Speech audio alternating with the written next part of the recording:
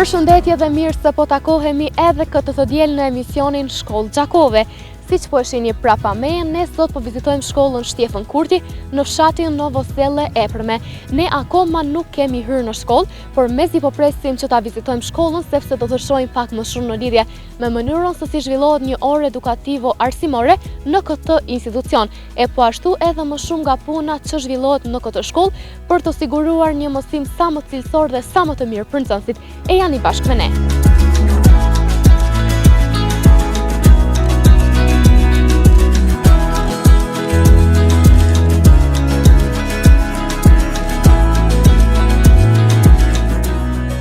Puna e shkollës filloi si paralele e ndarë e shkollës Angel Gjoni në vitin 1983, fillimisht me ciklin e ullët nga klasa e parë deri në të katërtën, por të vazhduar pastaj në vitin 1984, kur mësimet ligjëroheshin edhe nga klasa e 5 deri në të 8-ën. Më 1988, shkolla u pavarësua nga shkolla Am me 320 nxënës, ndërsa më 27 qershor 1992, shkolla mori emrin e priftit dhe atë vetarit Shtjefën Kurti.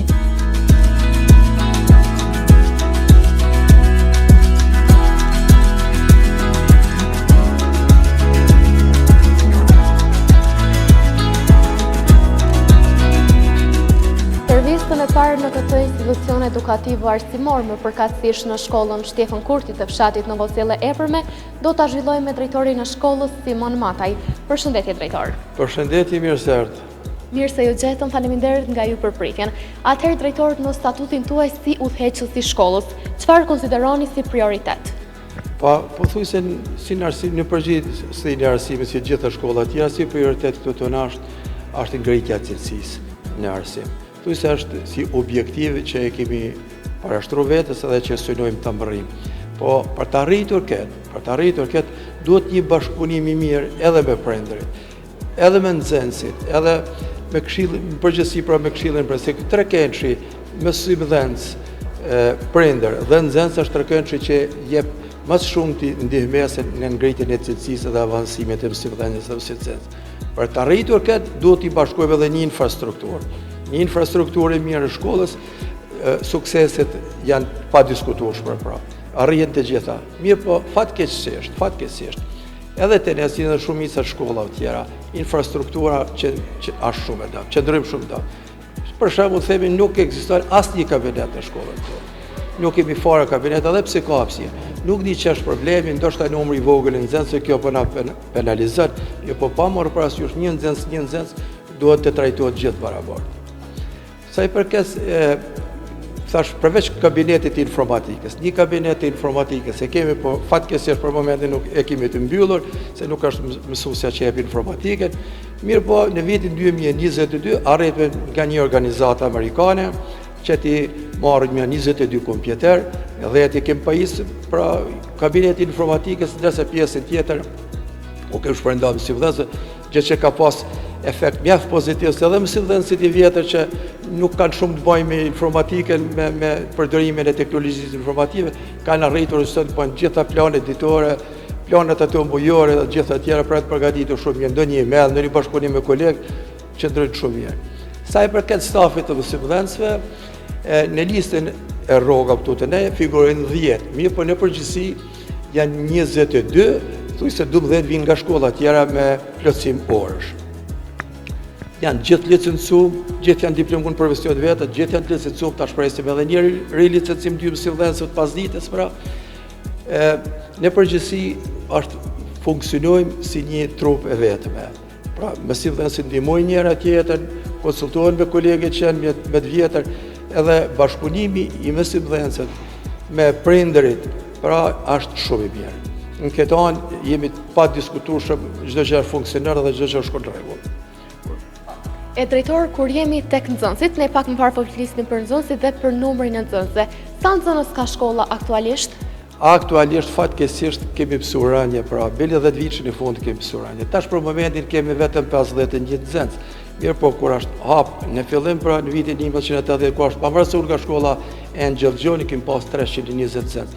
Për këtë periudhë kemi kaq rënje. Është fatkeqësisht mirë po problem që po është prezente të gjitha shkollat, pyetja është migracioni, pastaj lëvizjet prej fshatit në qytet, vendet urbane, pra kur shkojnë fjala, ndrojnë vendbanimin, banojnë plenë banesa diçka tjetër kështu. E kjo është problemi. Është problemi gjithëmbashëm, problem që thuj se gjitha vendet e Kosovës kanë të njëjtin problem. Kështu kemi edhe ne. Drejtor, si mbështesni zhvillimin profesional të mësimdhënësve?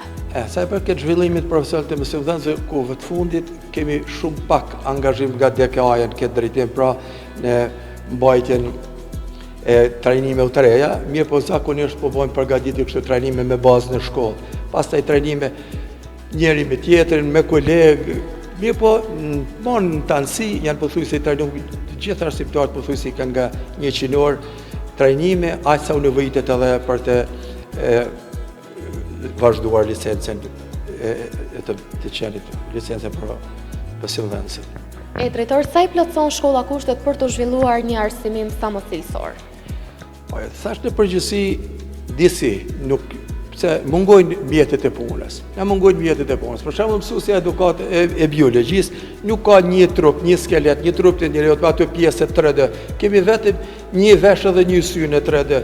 Kjo është problem që si ta lidhim pjesën teorike me pjesën praktike. Ne nuk i kemi, fatkeqësisht nuk i kemi. Pra, pjesa teorike me pjesën praktike nuk po rrin të koordinohen.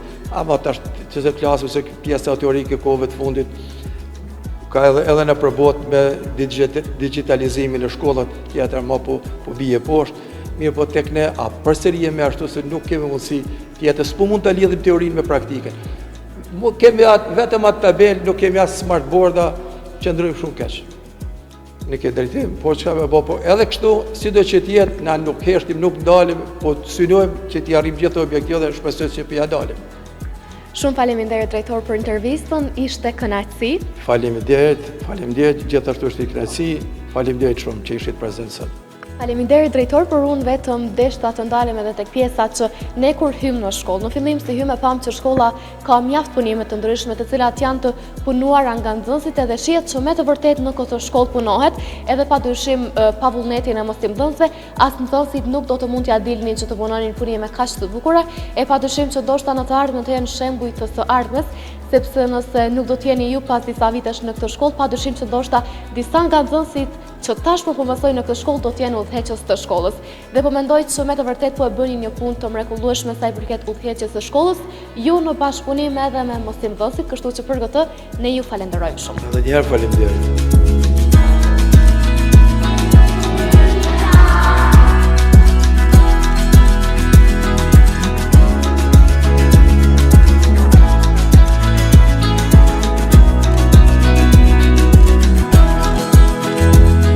Mësimdhënësit kanë një impakt të jashtëzakonshëm në edukimin dhe arsimimin e brezave, duke qenë feneri që ndriçon rrugën e tyre për sukses.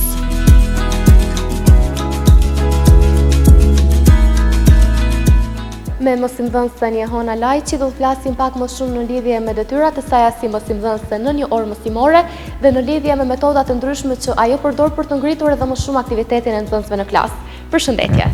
Përshëndetje. Metodat në klasën tonë i përdorim gjithmonë të përshtatshme për nivelin e nxënësit, metoda bashkëkohore dhe që kanë kryesisht në qendër nxënësin në klasë. Duke qenë se ju zhvilloni metodat të ndryshme në një orë mësimore bashkë me nxënësit, sa shprehin nxënësit interesim që të inkuadrohen në këto aktivitete?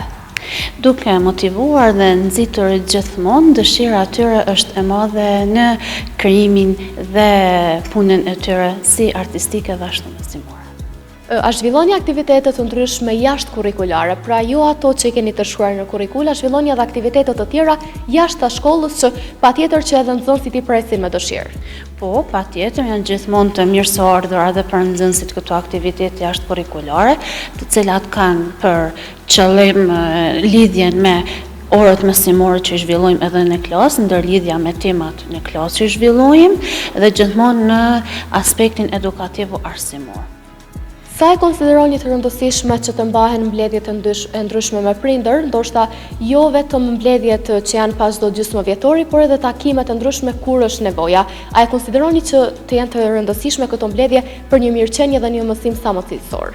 Siç e thatë edhe ju, mbledhjet me prindër janë të rëndësishme veçantë, sepse gjithmonë interpretohen rezultatet, arritjet e nxënësve, si sjelljet, ashtu edhe suksesi i tyre përgjithshëm në mësime dhe patjetër që janë të domosdoshme të mbahen sa më shpesh për mirëqenie dhe për të mirën të nxënësve dhe në përgjithësi mbarvajtjes mësimore.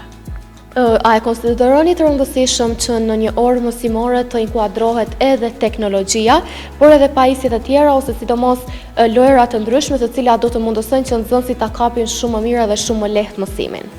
Patjetër, me që jemi në epokën e digitalizimit dhe teknologjisë, teknologjia gjithmonë e bën më atraktive për nxënësin njësinë mësimore dhe po patjetër që integrohet, ndërlidhet, është edhe me kurrikulet mbërthom, e domosdoshme dhe parapor të përfshihet edhe teknologjia.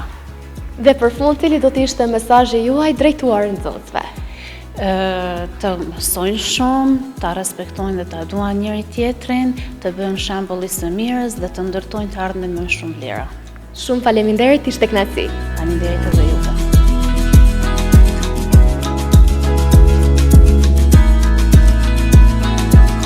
Nxënësit janë teje të lumtur që kanë mundësi të mësojnë në bankat shkollore dhe të edukohen në mënyrën më të mirë.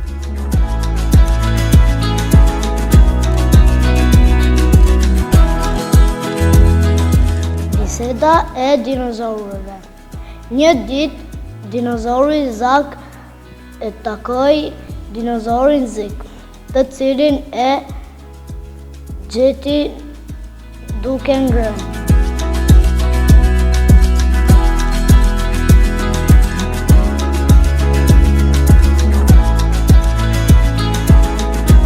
Disa prej tyre shpalosën për ne vizionet e tyre, lëndën e tyre të preferuar në shkollë e shumë çka tjetër. Një intervistë shumë të këndshme ne thash do ta zhvillojmë edhe me një nxënëse. Përshëndetje, si quhesh? Gjana Gjergjaj. Joana, cila është lënda jote e preferuar këtu në shkollë? Matematika. E pse të pëlqen pikërisht matematika? Si janë detyrat shumë të lehta. Janë detyrat shumë të lehta. E tyja të pëlqen që të luash me shokët edhe me shoqe, të dalësh në natyrë. Cila është loja jote ose sporti yt i preferuar? A ke ndonjë sport të preferuar? Po, futbolli. E pse të pëlqen futbolli? A luani bashkë me shokët edhe me shoqat? Po. E Joana, a din ti ndonjë vjersh ose diçka që ke dëshirë të na tregosh neve edhe shikuesve që po na ndjekin? Po. E si quhet ajo vjersh?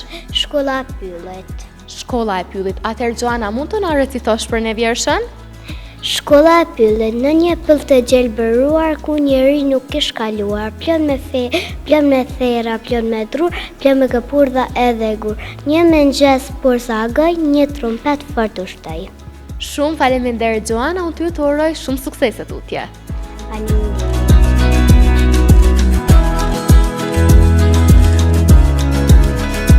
Do ta zhvillojmë një tjetër intervistë këtu në klasën e 3 me Arianin. Përshëndetje Arian. Përshëndetje. Arian, ti je në klasën e 3, por ti ke diçka tjetër që të pëlqen ta bësh pak më shumë, je edhe sportist, apo? Po. E cili është sporti që ti e luan? Futboll. E pse pikërisht futbolli? Pse të pëlqen futbolli kaq shumë ty? Se më pëlqen të vrapoj edhe të luaj me shok. Të luash me shokë e me shoqe. Arian, e ti në të ardhmen tënde, a ke ndonjë dëshirë për ndonjë futbollist që të bëhesh si ai, të bësh i suksesshëm? Po. Si Edon Zhegrova. Si Edon Zhegrova. E a mendon ti që në të ardhmen tënde do të vazhdosh përsëri të luash futboll dhe ta kesh edhe si profesion të së ardhmes, të bësh një futbollist i suksesshëm? Po. E këtu në shkollë, nëse kalojmë pak e lëm pak sportin, cila është enda jote e preferuar? Matematika. Pse matematika? Se kam dëshirë të llogaris.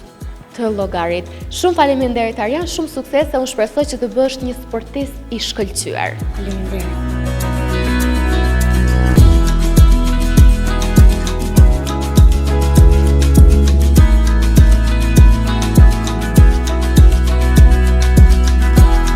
Nxënësit na treguan edhe për pasionet e dëshirat për të ardhmen. Një një intervistë tjetër, ne tash do ta zhvillojmë edhe me Jonin. Përshëndetje Joni. Përshëndetje. Joni, në cilën klasë je ti? Pesën. Të pesën. Joni, cila është lënda jote e preferuar këtu në shkollë? Matematika. E pse të pëlqen pikërisht matematika? Çfarë ka të veçantë matematika që të pëlqen ty? Se të mëson të gjitha Numrat, llogaritjet, po. E Joni, cili është sporti yt i preferuar? futbolli. Futbolli. A luan ti këtu në shkollë futbollin? A luani bashkë me shokët edhe me shoqet e klasës ose edhe me nxënësit e tjerë të cilët janë në shkollë? Po. Joni, cili është hobi tjetër që të pëlqen që ta bësh në kohën tënde të lirë? Leximi. Leximi. E Joni, duke qenë se ti je vetëm nxënës akoma, pra je në klasën e 5, do të vazhdosh tash edhe pak në klasën e 6, por a ke menduar, edhe pse ndoshta mund të jetë shumë herët, a ke menduar për profesionin tënd të së ardhmes, që dëshiron ta bësh kur të rritesh edhe pak? Po. Doktor. Doktore, pse pikërisht doktor? Se më pëlqen të shëroj njerëz. Ti shërosh njerëzit. Shumë sukses se Joni, e shpresoj që të bësh një doktor i mrekullueshëm. Faleminderit.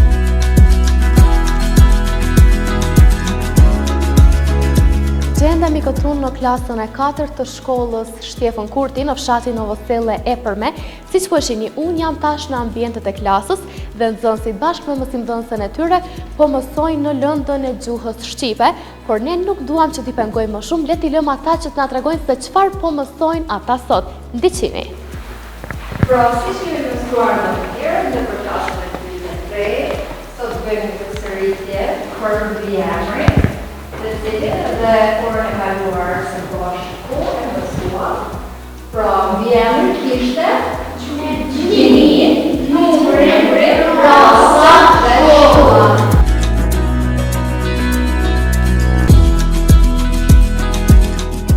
Një tjetër intervistë ne do ta zhvillojmë edhe me Gjergjin. Përshëndetje Gjergj. Rita. Gjergj, në cilën klasë je ti? Në 4. Në të 4-ën, duke qenë se janë në klasën e 4, a keti ndonjë lëndë të preferuar? Gjuha shqipe. Pse pikërisht gjuha shqipe? Më pëlqen sepse mësojnë gjuhën tonë më shumë. E zhvillojmë. E zhvilloni gjuhën tuaj më shumë. E çfarë të pëlqen që të bësh në kohën tënde të lirë? A keti ndonjë hobi? Të lexoj, të dal të luaj me top në obor. Të dalësh të luash me top në obor. Kur jemi tek pjesa që del dhe luan me top në obor, a do të spikatje ndonjë sport që të pëlqen pak më shumë, ose një sport tëndin më të preferuar që e ke më për zamër? Mua më pëlqen futbolli më së shumti sport. E pse pikërisht futbolli? Sepse luan me shokët, luan me shoqet, dilni jashtë. E Gjergjën, dua të pyes ty edhe në lidhje me profesionin tënd të së ardhmes, nëse e ke menduar ti se çfarë dëshiron që të bësh në të ardhmen tënde, edhe pse je akoma i vogël edhe ke për të kaluar edhe shumë shkollë dhe shumë klasa, a ke menduar për profesionin tënd ose që të dëshiroje të ishe në të ardhmen? Unë kam dëshirë të bën doktor në të ardhmen. Doktor, e pse doktor? Sepse më ndihmu njerëzit. Mi ndihmu njerëzit. Shumë faleminderit Gjergj dhe shumë suksese. Uroj që të bësh një doktor i mrekullueshëm, i shkëlqyeshëm, apo ashtu edhe kushdo që ka nevojë prej nesh të vime të vizitohemi tek ti. Faleminderit.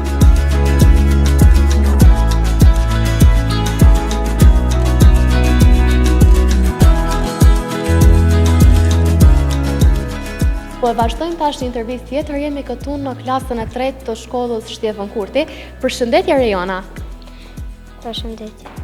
Rejona, duke qenë se ti jenë në klasën e 3, a na tregon pak më shumë në lidhje me lëndën tënde të preferuar. Cila është lënda jote e preferuar këtu në shkollë? Matematika. E pse të pëlqen matematika? Se matematika është e lidhur me çdo gjë në jetë. E a e keti ndonjë hobi ose diçka që të pëlqen ta bësh në kohën tënde të lirë? Vizatimin. Vizatimi, çfarë të pëlqen që të vizatosh pak më shumë? Pemë, lule edhe të tjerat. E a e ke ndonjë sport të preferuar? A të pëlqen ndonjë sport që ta luash kur është moti i bukur, me diell, me shokët dhe me shoqet? Basketball. Basketbolli. E Rejona, a ke lexuar ti ndonjë libër kohëve të fundit? Po shkon në bank edhe Shiu i papritur. E cili është libri që të ka pëlqyer pak më shumë prej këtyre të dyve? Shiu i papritur. A mundesh të na tregosh një përmbajtje shumë të shkurtër, ndoshta një dureshta se çfarë bëhet fjalë në librin Shiu i papritur që ty të ka pëlqyer pak më shumë? 2 djem kërkarashi, ata janë dalë jashtë, ata si karashi janë hi brenda. Janë hi brenda. E unë të uroj shumë sukses Rejana, e vazhdo kështu me punën e mrekullueshme, vazhdo që të lexosh edhe më shumë edhe të punosh edhe më shumë, sepse vetëm në këtë formë do të zgjerosh njohuritë tua. Faleminderit shumë.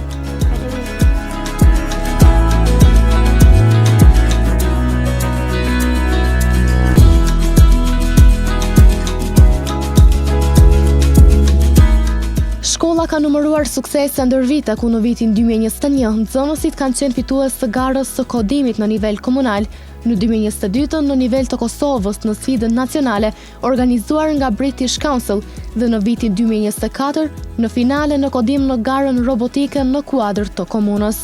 Vizioni i këtij institucioni mbetet arsimimi i mirëfillt i brezave të rinj dhe edukimi i tyre për t'i bërë ata shembuj të së ardhmes.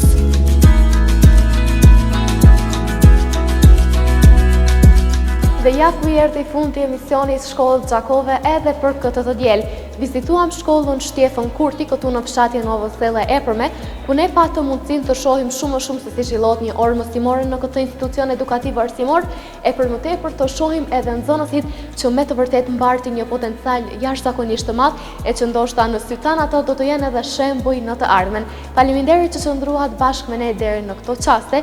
Ju vazhdoni të na ndiqni të dielën tjetër në ora 17:30 në emisionin e radhës. Mirëmbëjtje.